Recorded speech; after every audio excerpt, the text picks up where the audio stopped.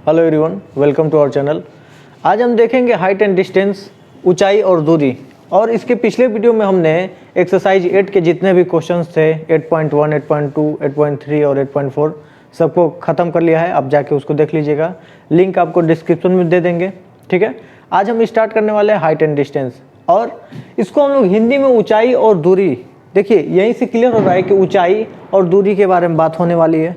ऊंचाई क्या होती है, तो जमीन के साथ अगर कोई 90 अंश का कोण बनाएंगे, ठीक है ना, तो उसको हम लोग क्या बोलेंगे, ऊंचाई बोलेंगे।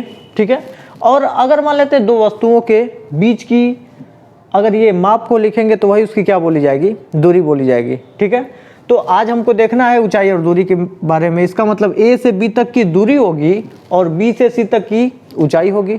ठीक है, तो इसमें हम लोग को करना क्या होगा, इसके पिछले टर्न पे हम लोगों ने त्रिकोणमितीय अनुपातों में 0 डिग्री, 30 डिग्री, 45 डिग्री, 60 डिग्री और 90 डिग्री के मानों को हम लोगों ने निकाल लिया था।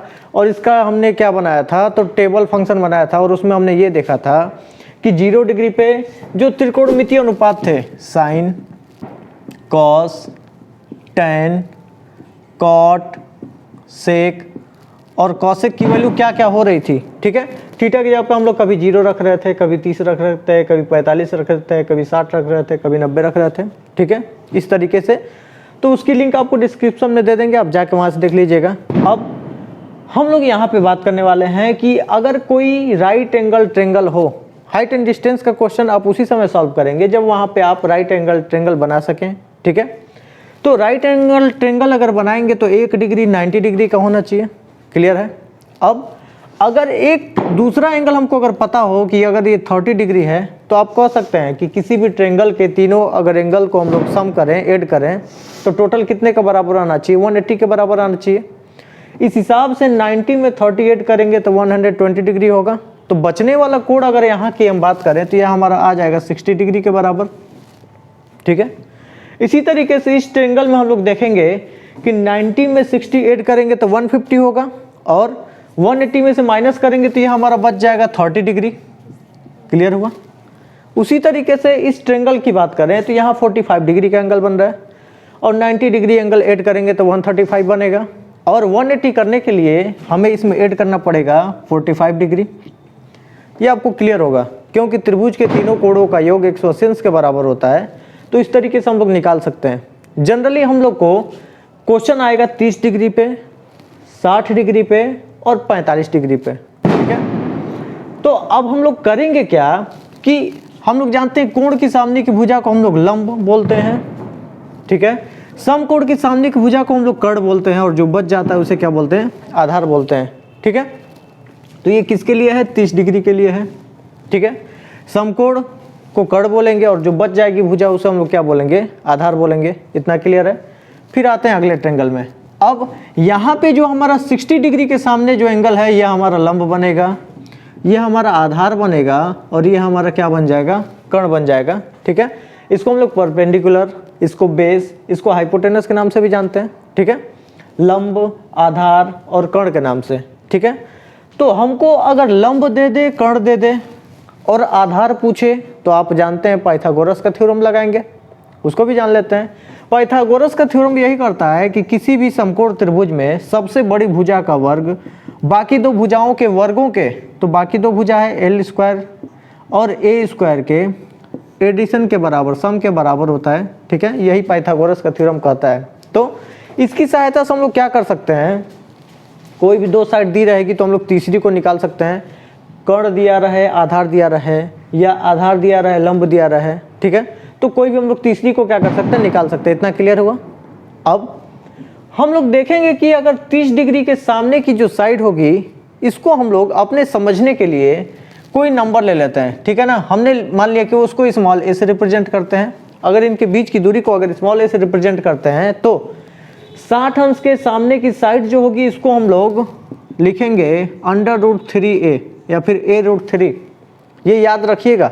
ठीक है, इससे हम लोग क्या करेंगे, क्वेश्चंस को डायरेक्ट भी लगा सकते हैं। हाइट एंड डिस्टेंस के अगर कोई क्वेश्चन होंगे उनको हम लोग क्या कर सकते हैं, डायरेक्ट लगा सकते हैं। तो एक हमारा अगर साइड अगर a है और दूसरा साइड अगर हमारा √3a है, तो तीसरी साइड हमारी कितने के बराबर आएगी कर्ण, तो ये हमारा आना चाहिए 2a के बराबर। ठीक है, हम लोग इसको अभी आगे इसका डेरिवेशन भी करेंगे, पहले इतना बस ये समझिएगा कि 30 डिग्री के सामने की साइड को अगर स्मॉल a दूरी मानते हैं तो 60 डिग्री के सामने की साइड को हम लोग √3a दूरी मापेंगे और कर्ण को हम लोग कितना 2a दूरी मापेंगे। ठीक है, उसी तरीके से आप बताइए तो ये अगर 60 डिग्री का एंगल रहेगा तो इसके सामने वाली साइड को हम लोग लिख देंगे √3a। समझ में आ रहा है क्या?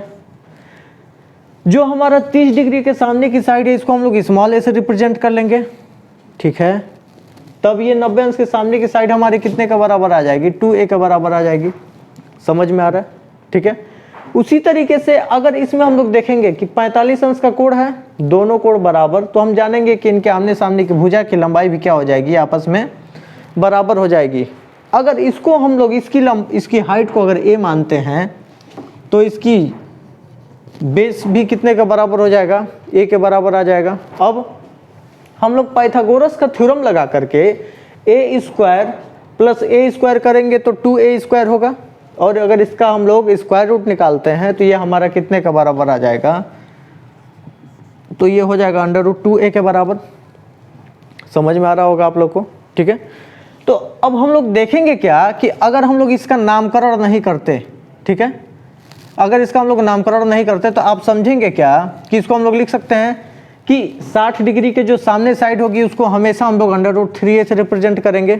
ठीक है, और हम लोग देखेंगे कि जो 30 डिग्री के सामने की जो साइड होगी उसको स्मॉल a से रिप्रेजेंट करेंगे, और जो कर्ण होगा उसके सामने की साइड को हम लोग 2a से रिप्रेजेंट करेंगे। कब इसको 2a रिप्रेजेंट करना है, जब 30 और 60 डिग्री के कोण हो तब, और अगर दोनों कोण 45 के बराबर हो जाए तो इसको √2a के बराबर कर लेंगे।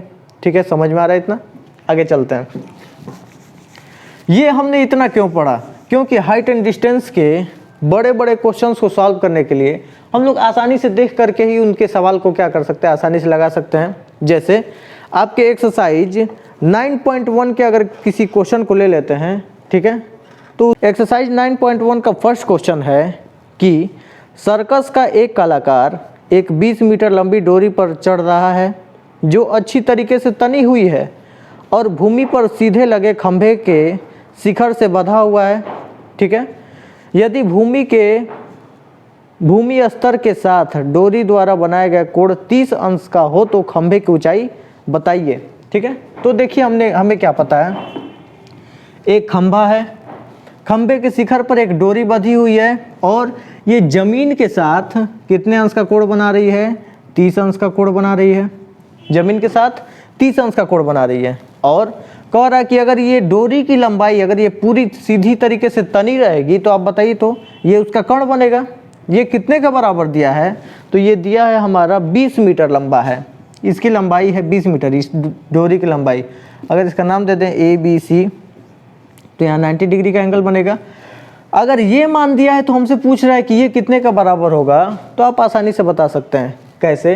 तो हम लोग देखेंगे कि 90 डिग्री के सामने की साइड को हम लोग 20 लिखे हैं, जबकि होना कितना चाहिए 2a के बराबर। इसको हम लोग लिख सकते हैं 2 × 10, 2 × 10 लिख सकते हैं, 20 हो जाएगा। इसका मतलब यहाँ से a की वैल्यू हमको कितने का बराबर मिल गई, 10 के बराबर मिल गई। अब आपसे पूछ देता कि इसके जो स्तंभ है इसके आधार से ये दूसरा बिंदु कितने दूरी पर स्थित है, अगर वो 30 अंश का कोण बना रहा है, तो आप इसको भी बता सकते हैं, इसको भी बता सकते हैं। तो आप देखेंगे कि 30 अंश के सामने की साइड को स्मॉल a से रिप्रेजेंट करते हैं, जबकि स्मॉल a की वैल्यू हमारी 10 के बराबर है, तो उसकी हाइट तब कितनी मीटर हो जाएगी, तो हम लोग डायरेक्ट कह देंगे 10 मीटर की हाइट हो जाएगी उसकी। समझ में आ रहा है? इसका मतलब अगर हमसे पूछ दे कि यहाँ पे 60 अंश का तब कोण बनेगा, देखिए तो पूछेगा कि इसके आधार से ये बिंदु B कितना दूर है, तो आप डायरेक्ट कह सकते हैं कितना हो जाएगा, तो √3 × 10 मतलब 10√3 लिख सकते हैं, और मीटर में है तो कर लीजिए मीटर। इसका मतलब आप आसानी से डायरेक्ट क्वेश्चंस को लगा सकते हैं। कैसे? तो अगर उसमें कोई एक साइड दी रहेगी तो या तो a दिया रहे, या तो √3a दिया रहे, या तो 2a दिया रहे। इस तरीके से हम लोग उनके क्वेश्चंस को क्या कर सकते हैं, लगा सकते हैं। ठीक है, तो हम लोगों ने बेसिक को समझ लिया। बेसिक अगर समझे रहेंगे तो ट्रिक भी लगाने में क्या हो जाएगी, आसानी हो जाएगी, आप आसानी से क्वेश्चंस को लगा सकते हैं। जैसे कि हमेशा याद रखिएगा 30 डिग्री के सामने की जो साइड होगी इसको स्मॉल ए से रिप्रेजेंट करेंगे। 60 डिग्री है, इसका मतलब कि 60 के सामने जो साइड होगी ए से कुछ बड़ी ही तो होगी, तो इसको √3a लिखेंगे। और 90 अंश के सामने की साइड को 2a से रिप्रेजेंट करेंगे, बस इतना माइंड में रखिएगा। और वही अगर 45 अंश का कोण बने तो एक साइड अगर ए है तो दूसरी साइड भी ए हो जाएगी, क्योंकि कोण बराबर होने पर उनके सामने की भुजाएं आपस में क्या हो जाती हैं, बराबर हो जाती हैं। और अगर 90 डिग्री का एंगल यहाँ पे रहेगा तो इसके सामने की साइड को √2a के बराबर कर लेंगे। ये केवल केस कब है, जब 45 अंश का कोण बने, और जब 30 अंश का कोण बने तो इसके सामने की साइड a और 60 अंश के सामने की साइड √3a और 90 अंश के सामने की साइड को 2a। यही चीज़ हमने क्या कर दिया, इसी फिगर को कुछ उल्टा कर दिया है। उल्टा करने का मतलब क्या है कि यहाँ जो 60 था यहाँ 30 कर दिया, यहाँ 30 था यहाँ 60 कर दिया, तो बात तो वही होने वाला है। 30 अंश के सामने की साइड को स्मॉल ए से रिप्रेजेंट करेंगे, 60 अंश के सामने की साइड को √3a से रिप्रेजेंट करेंगे, और 90 अंश के सामने की साइड को 2a से रिप्रेजेंट करेंगे। बस इतना याद रखिएगा। और इसी पे हम लोग क्या कर सकते हैं, तो अगले एक्सरसाइज के जितने भी क्वेश्चन हैं उनको हम लोग क्या कर सकते हैं, लगा सकते हैं। ठीक है, तो कोई भी क्वेश्चन रहेगा हम लोग कैसे लगाएंगे, तो नेक्स्ट वीडियो में हम लोग एक्सरसाइज को पढ़ेंगे। ठीक है, धन्यवाद।